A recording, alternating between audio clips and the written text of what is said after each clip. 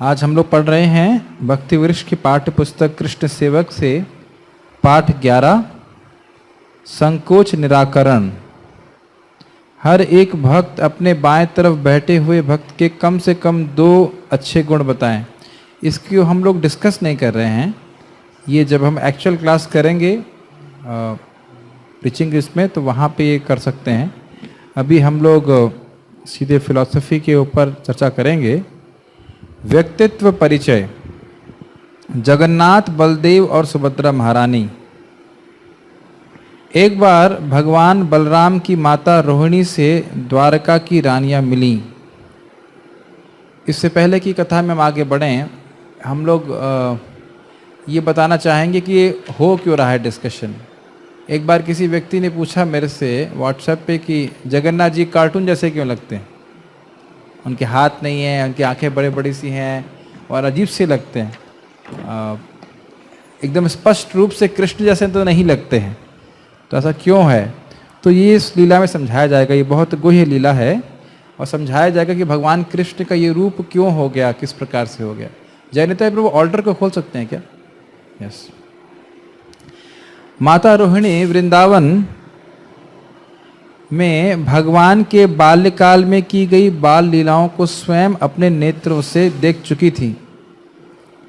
एक दिन श्री कृष्ण और बलराम की अनुपस्थिति में सभी रानियों को सुअवसर प्राप्त हो गया।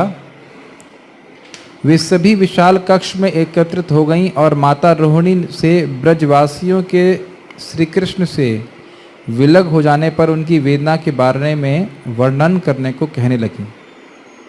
माता रोहिणी ने सुभद्रा से प्रवेश द्वार पर दृष्टि रखने को कहा, जिससे कि यह निश्चित हो जाए कि दोनों भ्राता उनकी वार्ता को ना सुन सकें। माता रोहिणी नहीं चाहती थी कि श्री कृष्ण और बलराम ब्रज में बिताए दिनों के बारे में सुने, क्योंकि वे जानती थीं कि वे सुनकर बहुत दुखी हो जाएंगे। वे उन्हें दुखी करना नहीं चाहती थीं। अब प्रश्न ये आएगा कि राधा कृष्ण और बलराम ब्रज की लीलाओं को सुन करके दुखी क्यों हो जाएंगे? क्योंकि वो सुनेंगे कि उनके भक्त उनके विरह में दुखी हैं, तो क्योंकि वो सुनेंगे कि भक्त उनके विरह में दुखी हैं और वो ब्रज में नहीं है, वो ब्रज में नहीं है और उनको अपने माता पिता की याद आ जाएगी। माता पिता की याद आएगी बस, और किसी की नहीं। और राधा रानी गोपियों की याद आएगी और जो सेवा उन्होंने प्रेम में सेवा करी है। अब एक प्रश्न ये आता है कि क्या उनको याद नहीं रहती थी? क्या वो याद हमेशा रहती थी। वस्तुतः भगवान कृष्ण बृहद भागवतामृत में बोलते हैं कि रुक्मणी और रानियां उसे बोलते हैं कि तुमसे भी मैंने शादी इसीलिए की है क्योंकि तुमको देख करके मुझे गोपियों का स्मरण हो जाता है। तो भगवान कृष्ण हमेशा ही ब्रज के भाव या ब्रज की जो भक्ति है उसके प्रति आकृष्ट रहते हैं। तो लेकिन अगर वो इस प्रकार से सुनते तो फिर उनसे रुका नहीं जाता, ये बात है। अगर ब्रज की लीलाओं को सुनाया जाता द्वारका में तो फिर वो वृंदावन ही वापस चले जाते, ये बात है। और जिस प्रकार से गोपीजन भगवान का विरह का अनुभव करते हैं ऐसे ही, या यशोदा मैया अनुभव करती हैं, ऐसे ही भगवान कृष्ण भी करते हैं। तो नेचुरली जिससे विरह का अनुभव कर रहे हैं उसके बारे में सुनेंगे तो फिर और दुखी होगा। लेकिन ये दुख जो है ऑब्वियसली आध्यात्मिक दुख है, जिसमें सुख मतलब वो सुख ही है, लेकिन बाह्य दृष्टि से दुख लगता है। ये हमारे लिए समझना बड़ा मुश्किल है, लेकिन फिर भी वो सुनना नहीं चाहती थी। अब आप लोग ये कहेंगे कि रानियां क्यों उत्सुक हुई सुनने के लिए? प्रश्न ये भी आ सकता है कि रानियों को ब्रज की लीलाओं को सुनने में क्यों रुचि होने लगी? यस, क्योंकि भगवान हमेशा जैसे नींद में भी ब्रज की लीला करने बोलते थे और अचानक भी तो यस, भगवान जब सो रहे होते थे तब भी वो गोपी गोपी और अन्य राधा रानी सबका नाम पुकारा करते थे। तो उन लोगों को कौतूहल होता था कि उनका कितना प्रेम है कि भगवान इतना उनके प्रति आकृष्ट हैं। तो हम लोग जरा उसके बारे में सुनेंगे क्या होता है। जगन्नाथ कैसे पुरी में आए? You can have the book also, you can take the book there. Yes. जब दोनों भाई द्वार पर पहुंचे तब सुभद्रा ने उन्हें रोक दिया। कृष्ण और बलराम सुभद्रा के दोनों ओर खड़े हो गए तथा माता रोहिणी के वृत्तांत सुनने में पूर्ण रूप से तल्लीन हो गए। एक आपको बात ध्यान रखनी होगी कि सुभद्रा को गार्ड का पोजीशन दी गई थी, लेकिन वो स्वयं भी लीला सुन रही थी। ये समझ में आ रहा है आपको? गेट पे कृष्ण बलराम आए तो उनको रोक दें, ये उनको सेवा दी गई थी, लेकिन वो भी क्योंकि भगवान कृष्ण की इस आत्मीय लीला को सुन रही थी तो वो भी आत्मविभोर हो गई थी। ये चीज इंपॉर्टेंट है। सुभद्रा पहले से ही सुनने में लीन थी एवं अपनी शुद्ध बुद्ध खो चुकी थी, अतः उन्हें कृष्ण बलराम के उपस्थिति का अनुभव नहीं हो सका। इसको बहुत ग्रॉस तरह से मैं बताऊंगा, ग्रॉस का मतलब स्थूल रूप से, कि जब कोई व्यक्ति कोई पिक्चर देखने लगता है तो उसमें उसका अभिनिवेश हो जाता है भौतिक रूप से। तो सब भौतिक उदाहरण है, तो उसको बाहर की शुद्ध बुद्ध नहीं रहती है एटलीस्ट 2-3 घंटे के लिए, तो बहुत ही ग्रॉस है। लेकिन भगवान की लीलाएं भगवान को और उनके शुद्ध भक्तों को कितना आकर्षित करती हैं उसका तो हम अंदाज भी नहीं लगा सकते। तो यहाँ हम देख रहे हैं कि कौन शुद्ध बुद्ध खो गया। सुभद्रा। थोड़ा धीरे बोलिए। बहुत तेज बोलते ना, सुभद्रा थोड़ा जोर से बोलिए, रिकॉर्ड भी तो हो कुछ। हाँ, सुभद्रा ही शुद्ध बुद्ध खोई थी कि कृष्ण बलराम भी खो गए थे? हाँ, वो भी सुन के समझ रहे ना? आपको लीला में स्मरण करना होगा इस प्रकार से, कैसे सुभद्रा मैया भी शुद्ध बुद्ध खो बैठती हैं और कृष्ण बलराम भी खो बैठते हैं। जब वे तीनों बाल लीलाओं को सुनकर आत्मविभोर हो गए तो उनके शरीर में एक स्पष्ट रूपांतर होना प्रारंभ हो गया।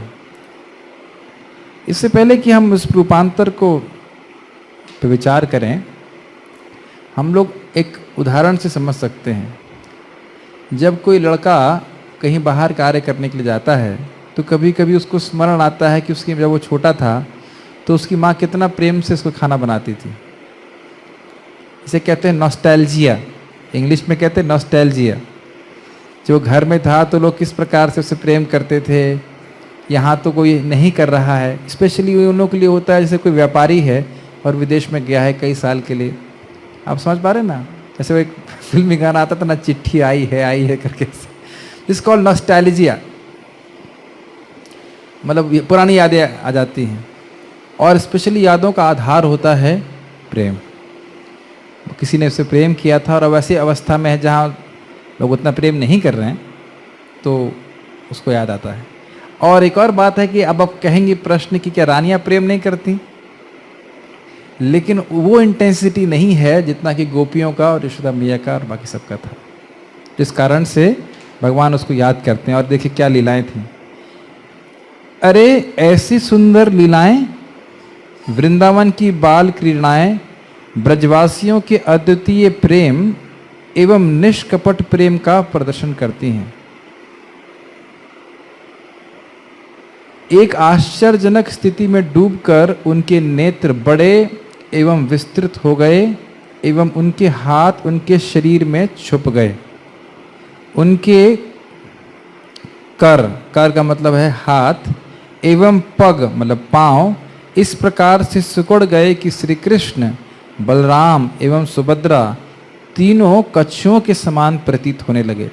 और आपको जानकारी के लिए बोल रहा हूँ कि चैतन्य महाप्रभु भी इस प्रकार से विरह का अनुभव करते हुए उनके हाथ और पांव अंदर चले गए थे। ये चैतन्य चरितामृत में समझाया जाता है। तो ये सब बहुत अष्ट सात्विक विकार कहा जाता है, बहुत ही उच्च कोटि का ये विकार हैं। तो ऐसा होता है। तो आप ऐसा नहीं सोचना चाहिए कि हाथ अंदर चले गए तो फिर वो बाहर कैसे आए। और कौन से भाव में हैं जगन्नाथ जी? महाभाव। चलिए और स्पष्ट रूप से समझाइए। अपने भक्तों से विरह के भाव में। इसीलिए जैसे हमने सुना है कि जगन्नाथ जी का मंदिर 24 घंटे खुला रहता है। सुना है मैंने ऐसा, बहुत थोड़ी देर के लिए ही दर्शन बंद होते हैं। मुझे कितना सत्य है मैं नहीं जानता, लेकिन मैंने सुना। हाँ, मतलब 3-4 घंटे 4-5 घंटे ऐसे। किसी ने भक्त ने आशीर्वाद भी मांगा था कि आपका दर्शन भक्तों को हमेशा प्राप्त रहे। तो ये भी बड़ी अच्छी बात है। और विरह का मतलब कितने आतुर हैं भगवान अपने भक्तों को देखने के लिए, इसीलिए तो वो आते हैं बाहर साल में एक बार। जो भक्त उनको नहीं देख पाते हैं वो भी आके देख सकते हैं। Mood is very different so to speak, विरह का मूड। इसी समय नारद मुनि उस स्थान पर पहुंच गए। दूर से ही उन्हें श्री कृष्ण, बलराम और सुभद्रा के दर्शन हो गए। जब वे उनके निकट पहुंचे तो बहन सुभद्रा भ्राता बलराम के साथ साथ श्री कृष्ण भी पुनः चेतन अवस्था में आ गए। उनका यह महाभाव लुप्त हो गया जिसके द्वारा उनके शरीरों को विशेष स्वरूप प्राप्त हुआ था। नारद मुनि परम आनंद में डूबकर अपने दोनों हाथों को ऊपर उठाकर नृत्य करने लगे और चिल्लाने लगे, मैंने देख लिया है, मैंने देख लिया है, आप मुझसे छुपने का प्रयास कर रहे हैं। मैंने आपके अनेक आश्चर्यजनक एवं अति उत्तम स्वरूपों के दर्शन किए हैं। मैंने इतने सुंदर स्वरूप का दर्शन कभी नहीं किया है। मैं आपसे भविष्य में कभी इस सर्वोत्तम स्वरूप को धारण करने का विनम्र निवेदन करता हूँ, जिससे संसार का प्रत्येक प्राणी आपके सर्वाधिक आकर्षक महाभाव प्रकाश स्वरूप के दर्शन कर सके। अपने परम भक्त नारद मुनि की कामना को पूर्ण करने हेतु भगवान ने कश्यप रूप धारण किया एवं अनादि काल तक श्री क्षेत्र पुरुषोत्तम धाम में निवास किया। तो आप लोग समझ गए कि जगन्नाथ जी का ये रूप कच्छप रूप कह सकते हैं। कच्छप रूप मतलब कच्छप अवतार नहीं है, उनके हाथ और पांव जो हैं वो अंदर हैं। और उसका कारण क्या है? उनका महाभाव विरह की भावना भगवान अपने भक्तों के विरह का अनुभव करने के कारण ऐसा हुआ है। ठीक है, तो इसलिए भगवान इस प्रकार से लगते हैं। भले ही वो कृष्ण जैसे नहीं लगते हैं, लेकिन त्रिभंग ललित नहीं लगते हैं, लेकिन वही कृष्ण हैं। क्या है? जय कृष्ण जय गौर सई जगन्नाथ, हमने भजन सुना था। एक कीर्तन है, इस कीर्तन की चर्चा करने की बड़ी इच्छा है। हम 2 मिनट इसको गाएंगे, आप मृदंग बजा सकते हो। ये बहुत अच्छा भजन है और ये हमारे लिए बहुत लाभकारी है। जीव जागो जीव जागो, गोरा चांद बोले, कोत निद्रा जाओ माया, पिशाचीरा कोले, भजीबो बोलिया ऐसे, संसार भीतरे, भूलिया रहिले तुमी, अविद्यार भरे, तोमार लइते आमी होइनो अवतारा, आमी बिना बंधुआर के आछे तुम्हारा, एने छे औषधि माया, नसीबार लागी, हरि नाम महामंत्र, लो तुमी मांगी, भक्ति विनोदा प्रभु, चरणे पड़िया, से हरि नाम मंत्र, लोइलो मागिया। ये भजन बहुत सुंदर है। ये भक्ति विनोद ठाकुर जी के द्वारा लिखा गया है। इसकी पहली लाइन है, क्या इस स्क्रीन पे दिखाई पड़ रहा है ये पूरा सॉन्ग? ओके। जीव जागो गोरा चांद बोले। गोरा चांद मतलब है चैतन्य महाप्रभु बोल रहे हैं कि जीवात्मा तुम जागो। जागने का अर्थ है मतलब वो सो रहा है। और ये भी इंटरेस्टिंग है कि जब हम सो जाते हैं तो सोते समय एक स्वप्न का संसार बिता लेते हैं, बना लेते हैं, जिसमें परिवार होता है, इमेजिन्ड प्रॉब्लम्स होती हैं। जब भी आप स्वप्न देखें और कभी आप बहुत परेशानी में हो तो उसके बाद हम जग जाते हैं, तब क्या रिएक्शन होता है? अरे क्या मैं मूर्ख था, बेवकूफ़ी की बात में मैं परेशानी में फंसा हुआ था। जीव कृष्ण दास कर ले विश्वास तो कोई और दुख नहीं। तो ये चीज़ इंपॉर्टेंट है कि ये जागृति कैसे होगी। कौन बोल रहा है जागने के लिए? चैतन्य महाप्रभु स्वयं बोल रहे हैं। अब ये भी इंटरेस्टिंग है कि कब से भूले हुए हैं ये तो कहना बड़ा मुश्किल है। अनादिकाल से भूले हुए हैं भगवान को, तो ये स्वप्न चलता ही जा रहा है। और बड़ा अच्छा भक्त बोल रहे थे कि जब तक नींद टूटती नहीं है स्वप्न भी रुकता नहीं है। मैं रिपीट करूं, समझ में आ रहा है? बहुत ही गहरी बात उन्होंने बोली कि जब तक नींद टूटेगी नहीं तब तक स्वप्न बंद भी नहीं होगा, चलता ही रहेगा स्वप्न। अब वो हमारे ऊपर है कि उन स्वप्न को कब तक चलाना चाहते हैं या नींद को कब तक चलाना चाहते हैं। और जैसे कि व्यक्ति की नींद टूटती है ध्वनि को सुन करके, उसी प्रकार से हरि नाम को सुन करके धीरे धीरे व्यक्ति की चेतना जागृत होती है कि वो शरीर नहीं है और वो शरीर से भिन्न है। जब मैं जितनी मात्रा में ये समझ में आ जाएगा कि मैं शरीर से भिन्न हूँ, उतनी मात्रा में शरीर और मन की प्रॉब्लम हमारी प्रॉब्लम नहीं रह जाएगी। तो ये है स्थिति। तो कह रहे हैं कोतो निद्रा जाओ माया पिशाची रख कोले। कोले का अर्थ क्या होता है जयनिता है प्रभु? लैप। कोले मतलब होता है लैप, गोदी में बैठे हुए हैं। और ये पिशाची माया ऐसी है जिसने पूरी तरह से जीव को भ्रमित किया हुआ है उसके स्वरूप के संबंध में। और जब वो जो नहीं है वो मान के बैठा है तो फिर परोपि मनुते नर्थम, हम नहीं हैं ये शरीर, लेकिन शरीर मान रहे हैं और दुख भोगते जा रहे हैं। जैसे मैं पहले समझा रहा था 4.1 में समझा रहा था कि मान लीजिए एक फैन है या अभी हमारे आश्रम में कूलर है, तो कूलर का पंखा खराब हो गया है, ये हम ऑब्जर्व कर रहे हैं कि नहीं? लेकिन हमें दुख हो रहा है क्या? समझ गए ना? जितना हम कूलर से पृथक हैं, पृथक समझते हैं, अलग हैं, उतना ही हम अपने शरीर से भी पृथक हैं। जितना हम एक कूलर एक स्पीकर से पृथक हैं उसी प्रकार से मैं अपने शरीर से भी पृथक हूं। लेकिन अविद्या, जिस पर शब्द आएगा नेक्स्ट, अविद्या के कारण हम चुपके हुए हैं, शरीर से आसक्त हैं। इसी कारण से शरीर और मन के कष्टों को अपना मान के बैठे हुए स्वप्न में चल रहा है।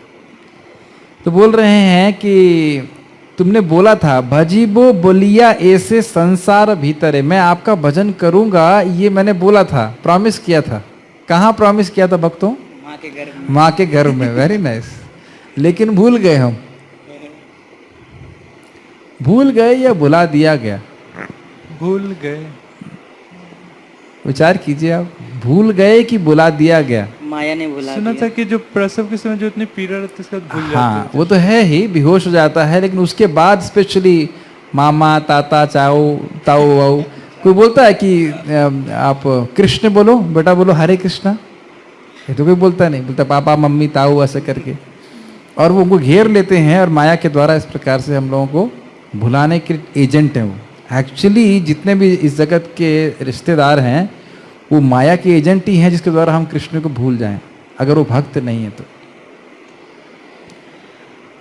और उसके बाद कह रहे हैं भूलिया रोहिले तुम्हें अविद्यार भरे। अविद्या मतलब क्या होता है? अविद्या का सिंपल अपने स्वरूप का ज्ञान, हम कौन हैं।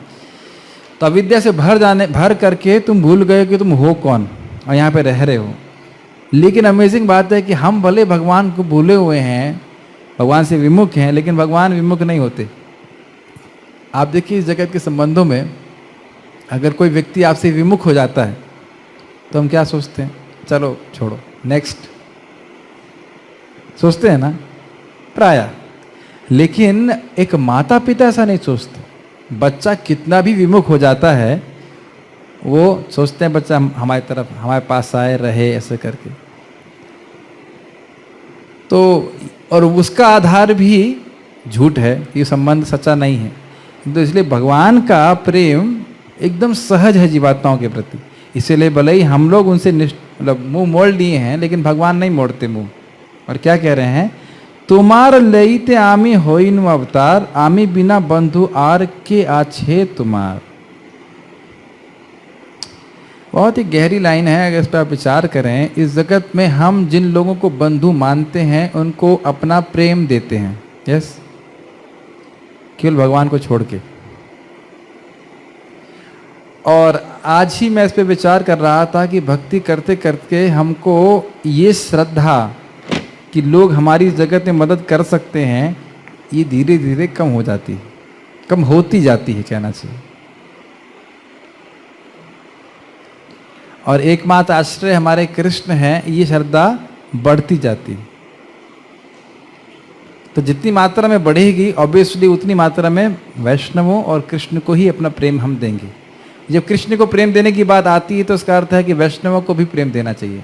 जब मैं बोल रहा हूँ कि कृष्ण आश्रय हैं तो उसका अर्थ ये भी है कि गुरु और वैष्णव ही आश्रय हैं।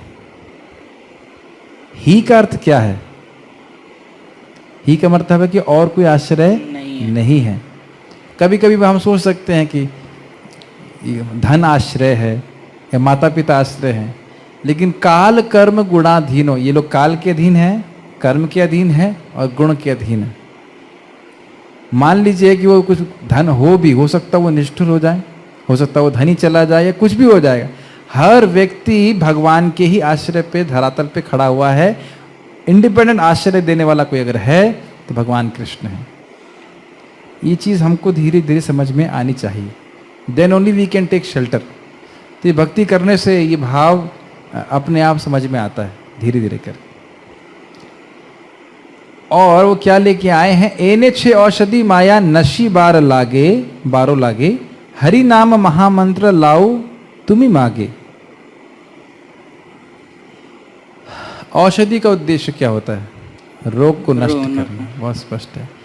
और औषधि का जो शक्ति है रोग को नष्ट करने की, वो उसके स्वाद पे निर्भर नहीं करती। और एक और इंटरेस्टिंग बात है कि हरि नाम के अलावा और कोई औषध है नहीं। तो अच्छा लगे या बुरा लगे, बीमारी क्या है हमारी?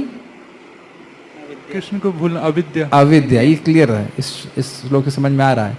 तो अविद्या हमारी बीमारी है, स्वरूप का अज्ञान हमारी बीमारी है, और हरि नाम औषधि है। तो अब इन दोनों चीज़ों को जोड़ दें तो क्या आपको आत्म साक्षात्कार का प्रोसेस हरि नाम के रूप में स्पष्ट हुआ कि नहीं हुआ? क्या आप एक्सप्लेन कर सकते हो कि हरि नाम का जप कीर्तन ये आत्म साक्षात्कार की विधि है इस सॉन्ग के अनुसार? रिलेट कर पा रहे हैं? बीमारी क्या है? अविद्या है। और अविद्या मतलब स्वरूप का अज्ञान। और अविद्या की औषधि क्या है? हरि नाम। तो यानी हरि नाम करते रहेगा तो ये अविद्या नाश हो जाएगी।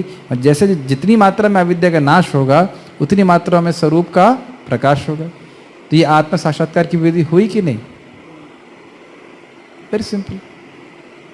भक्ति विनोदा, हाँ ये अच्छा है। लाओ तुम्ही मांगे, यानी हमारा आग्रह होना चाहिए।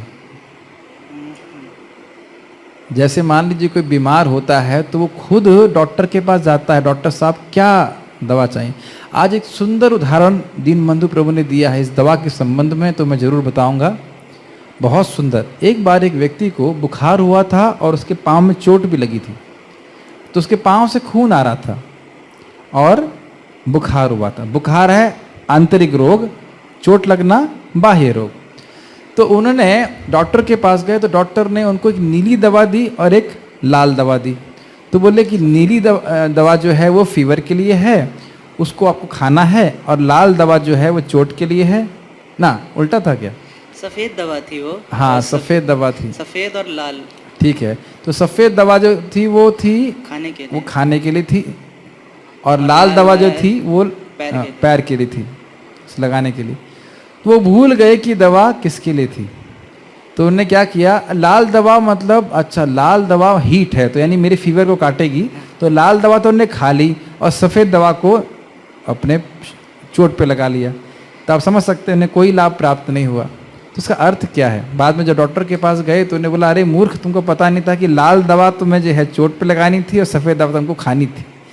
तो कहने का अर्थ उन्होंने बताया कि लाल मतलब जो हमारे भौतिक सुख हैं वो हमारे शरीर के लिए हैं, और धर्म भक्ति वो हमारे हृदय के लिए है। तो अभी प्रॉब्लम क्या है, हम लोग धर्म बाहर के दिखावे के लिए कर रहे हैं, चीटिंग रिलीजन। और बाकी भोग जो है वो शरीर और मन को अंदर भरे जा रहे हैं। तो ये बड़ा अच्छा उदाहरण मुझे लगा यहाँ पे कि लाओ तुम्ही मांगे का मतलब भाई हर व्यक्ति को ये स्वयं समझना है कि मैं बड़ी विपरीत स्थिति में हूँ, गलत स्थिति में हूँ, जहाँ मैं अपने स्वरूप के बारे में नहीं जानता हूँ, मैं अपने ही बारे में नहीं जानता हूँ। तो भगवान के नाम की शरण लेनी है, ये एक पॉइंट है। This has to be understood as like a medicine। मेरे को ठीक होना है, ये मेरा दायित्व है, ये बात है। इसीलिए हरि नाम का जप करते समय एक्सक्लूसिव एक्टिविटी करना, उसको अच्छे से जप करना, ये सारी चीज़ें इंपॉर्टेंट हैं। भक्ति विनोद प्रभु चरण पड़िया सेई हरि नाम मंत्र लई लो मांगिया। तो बड़ी नम्रता के संग चैतन्य महाप्रभु के चरणों में गिर करके भक्ति विनोद इस प्रकार से मांग रहे हैं। और ये भी इम्पॉर्टेंट है, प्रभुपाद जी इस संबंध में बताते हैं, बहु जन्म करे यदि श्रवण कीर्तन वाले में नेक्स्ट वाला जो श्लोक है, चैतन्य महाप्रभु ये अपराध पे विचार नहीं करते, लेकिन अगर कोई नम्रता से, बस ये योग्यता चाहिए। श्रील भक्ति सिद्धांत सरस्वती ठाकुर बताते हैं कि नम्रता से कोई चैतन्य महाप्रभु गौरांग महाप्रभु को पास आकर उनसे प्रार्थना करता है तो बड़ी आसानी से वो कृष्ण प्रेम दे देते हैं। आज भी मैं भक्ति संदर्भ में देख रहा था कि जो मूर्ख लोग हैं, जो एकदम अज्ञानी हैं, उनको चामस ऋषि कह रहे हैं कि निमि महाराज को भक्ति का उपदेश देते हुए कि आप उन पर कृपा कीजिए। लेकिन जो व्यक्ति अहंकार में है, जो मुझे तो पता है, बहुत सारे लोगों को आप देखो प्रचार करो, कहेंगे हम तो पंडित हैं, हम तो ये हैं, तो हम क्या बता रहे हो। ऐसे लोगों को बताने की बिल्कुल जरूरत नहीं। जो एकदम लो क्लास का व्यक्ति भी क्यों ना हो, एकदम निम्न व्यक्ति हो, लेकिन अगर नम्र है, सुनना चाहता है, भक्ति करना चाहता है, उसको जरूर कृपा करना चाहिए। लेकिन जो सुनना नहीं चाहता है, उसको भक्ति के बारे में बताने की कोई आवश्यकता नहीं। तो इस प्रकार से इस हरि नाम मंत्र को हमें स्वयं लेना चाहिए और मांगना चाहिए, और बल्कि रोज आप लोगों को सुबह प्रार्थना करना चाहिए कि भगवान आपकी कृपा से आज बढ़िया से जप मैं कर सकूं। ये कभी नहीं सोचना चाहिए कि मैं अपने आप कर लूँगा, बिना विघ्न के कर लूँगा, आप तो सीख गया मैं। ये कभी नहीं सोचना चाहिए। रोज हर भक्त के हृदय में एक थोड़ा डर होना चाहिए कि क्या मैं अपना आज के नाम व्रत को पूर्ण कर पाऊँगा। एटलीस्ट मेरे हृदय में तो ऐसा रहता है, थोड़ी एंजाइटी रहनी चाहिए, मैं क्या कर पाऊँगा। कोई भी विघ्न आ सकता है, कुछ भी हो सकता है। जब रोज नियमित संख्या का जप करें, जरा उसको पढ़िएगा, ये मैं पढ़ लेता हूँ। तुम्हार दुई हस्तबद्ध नाम गणने जल पात्र बहिर्वास वहीबे के मने। एक भक्त बोल रहे थे कि जब मुझसे प्रश्न किया कि हरि नाम संकीर्तन जब युग धर्म है तो जप करने की क्या जरूरत। तो आप देख सकते हैं चैतन्य महाप्रभु खुद गिन करके नाम करते थे। तो बोले नहीं, वो अपना इंटरप्रिटेशन लगा रहे थे, कह रहे थे नहीं वो गिन के संकीर्तन किया करते थे, नाच रहे हैं और गिन भी रहे हैं। अब ऐसा तो कोई प्रमाण हमको नहीं मिला। चैतन्य महाप्रभु संकीर्तन भी करते थे और हरि कथा भी सुनते थे और नाम जप संख्या जप भी करते थे। एक इस संबंध में एक मजेदार लीला है कि एक व्यक्ति आया, बोला कि कुछ महाप्रभु से फिलॉसफिकल डिबेट करने वाला था। तो महाप्रभु कहते हैं मेरा संख्या नाम पूर्ण नहीं हो रहा, मेरे पास टाइम नहीं है, आप किसी और से जाके बात कर लीजिए। मतलब उसको क्या कह सकते हैं, टरकाने के लिए बोलते हैं, क्या हटाने के लिए, साइड करने के लिए कहा मेरा नाम जब पूरा नहीं हो रहा है, आप हमको इस प्रकार से डिस्टर्ब मत कीजिए। अनुवाद। जब आपके दोनों हाथ सदैव कीर्तन तथा पवित्र नाम गिनने में लगे रहेंगे तो आप जलपात्र तथा बाह्य वस्त्रों को किस प्रकार ले जाएंगे। तात्पर्य, इस श्लोक से स्पष्ट है कि चैतन्य महाप्रभु नित्य प्रति नामों की निश्चित संख्या का जप किया करते थे। ये सबसे इंपॉर्टेंट व्रत है भक्त के जीवन में, आधार है भक्ति का, और नहीं तो बाकी सब कुछ खोखला है। कोई हम शास्त्र अध्ययन करें, चाहे हम सेवा करें, चाहे सब कुछ करें, आधार है हरि नाम जप करना। एक माता जी जप नहीं कर रही थी, सेवा कर रही थी, तो प्रभुपाद क्लास कर रहे थे और सीधे उनसे पूछते हैं क्या तुमने जप पूरा किया। प्रभुपाद जी को तो मतलब अमेजिंग है कि किसके हृदय में क्या चल रहा है वो जानते थे। तो उन्होंने पूछा क्या तुम्हारा जप पूरा हुआ। कहते नहीं, मैं इतनी अधिक सेवा कर रही हूँ कि जप करने का मेरे पास समय नहीं है। तो उन्होंने बोला कि ये तुमको किसने बताया। कहते मेरे अथॉरिटीज़ ने बोला है कि अगर आप सेवा कर रही हो तो आपको जप करने की जरूरत नहीं है। तो प्रभुपाद जी ने कहा नहीं, ऐसा नहीं है, ये गुरु अवज्ञा है, हमें जप नियमित रूप से करना चाहिए। षड गोस्वामी भी श्री चैतन्य महाप्रभु के पद चिन्हों पर चलते थे और हरिदास ठाकुर भी इस सिद्धांत का पालन करते थे। ये बहुत सुंदर बात है इस संबंध में, बहुत सुंदर बात। आज ही मैं वृंदावन चंद्र प्रभु का लेक्चर सुन रहा था, कह रहे थे कि राग भक्ति और वैधि भक्ति में अंतर क्या है। वो कह रहे थे, सॉरी क्षमा कीजिएगा, वैधि भक्ति और साधना भक्ति में क्या अंतर है। वैधि भक्ति में केवल नियम पालन करते हैं, कोई राग नहीं होता, लेकिन साधना भक्ति के दो अंग हैं, एक है वैधि भक्ति और दूसरी है राग भक्ति। दोनों ही शास्त्र के नियमों का अनुसरण भक्त करता है, दोनों ही भक्ति के स्टेजेस में, लेकिन राग भक्ति में वो बड़े अटैचमेंट के संग करता है, उसे बड़ा अच्छा लगता है करना, करता शास्त्र के अनुसार ही है। ठीक है, अब उन्होंने उदाहरण दिया उसका एक पत्ती का, बहुत सुंदर उदाहरण है, जरा ध्यानपूर्वक सुनिएगा। एक पत्ती के दो पक्ष होते हैं, एक चिकना पक्ष होता है और नीचे वाला पक्ष खुरदुरा होता है। अच्छा उदाहरण है कि नहीं? देखा नहीं आपने कोई पत्ती? कोई भी पत्ती आप देखिए, एक पत्ती मतलब पेड़ की पत्ती, तो मान लीजिए आम की पत्ती ले लीजिए, तो एक पक्ष जो होता है उसका बड़ा चिकना होता है और उधर पलट देंगे तो खुरदरा होता है। तो खुरदरा वाला भाग कौन सा है? वैधि भक्ति, जिसमें व्यक्ति थोड़ा सा कष्ट का अनुभव कर रहा है। लेकिन वही खुरदरापन समाप्त हो जाता है जब राग में आ जाता है, उसको बड़ा अच्छा लगता है नाम जप करना, बड़ा अच्छा लगता है कथा श्रवण करना, है ना? अच्छा उदाहरण, बहुत सुंदर उदाहरण दिया था। लेकिन दोनों ही साधना भक्ति में आते हैं। तो नाम जप करते करते भगवान के नाम जप में राग आ जाएगा, लेकिन इस खुरदरेपन से हर व्यक्ति को गुजरना पड़ता है। श्रील रूप गोस्वामी, श्रील सनातन गोस्वामी, श्रील रघुनाथ भट्ट गोस्वामी, श्रील जीव गोस्वामी, श्रील गोपाल भट्ट गोस्वामी तथा श्रील रघुनाथ दास गोस्वामी, इन षड गोस्वामियों के विषय में श्रीनिवास आचार्य ने पुष्टि की है। संख्या पूर्वक नाम गान नत भी श्री चैतन्य महाप्रभु ने कर्तव्यों के अतिरिक्त नित्य निश्चित संख्या में पवित्र नाम जप की पद्धति का सूत्रपात किया, जैसा कि इस श्लोक तुम्हार दुई हस्तबद्ध नाम गणनने से पुष्टि होती है। चैतन्य महाप्रभु अपनी उंगलियों पर नाम गिनते थे, एक हाथ जप में लगा रहता था तो दूसरा हाथ जप की संख्या बताता था। शिव जी और ब्रह्मा जी भी जप करते समय मंत्रों की संख्या को गिनते हैं। मैं एक और बात बोलना चाहता हूँ इस संबंध में, जब कोई व्यक्ति व्रत का पालन करता है तो इसके द्वारा वो उन चीज़ों का या उस अनुभव का, उस अनुभूति का अनुभव कर पाएगा जो उसको अभी अपनी इंद्रियों से अनुभव नहीं होता है। मैं फिर से रिपीट करता हूँ, व्रत के द्वारा हम उस सुख का अनुभव कर पाएंगे जो हम अन्यथा अपनी अशुद्ध इंद्रियों के द्वारा नहीं करते। जैसे कोई व्यक्ति अभी नाम जप कर रहा है और उसको मान लो रुचन में कि वो जप करता रहेगा, तो उस क्रिया से, बार बार उस क्रिया को करने से उसका अपराध नष्ट होगा, हृदय शुद्ध होगा और नाम के रस का अनुभव कर पाएगा, जो कि वो अगर व्रत नहीं लेता तो कभी नहीं प्राप्त होता।